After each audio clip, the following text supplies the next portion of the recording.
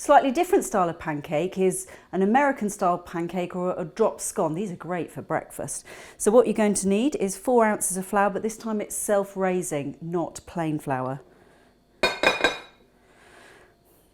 But you're going to add to that a teaspoon of baking powder.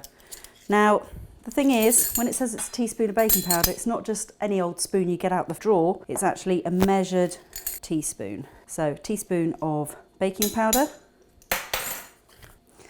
and an ounce of sugar. In the recipe, probably caster sugar, but you know what, this is granulated sugar because that's all I've got. And then 1 egg. And 4 fluid ounces of milk. And a pinch of salt, forgot that bit. And then whiz it all up.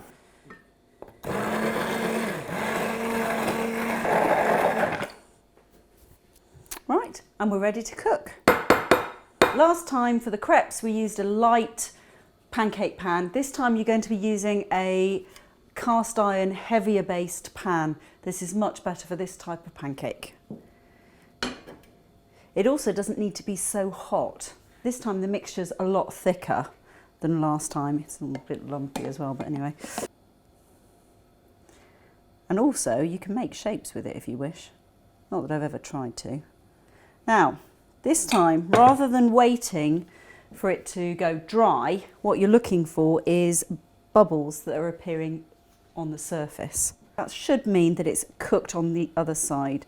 So I'm going to very gently, using a nylon and not a metal spatula, is just gently lift it up and turn it over.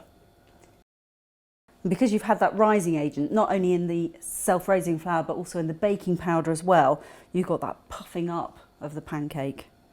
And you want to have a go at these. Have a go and put them in for the horticultural show, because there is actually a category for drop scones. Perfect with just plain butter or drenched in maple syrup.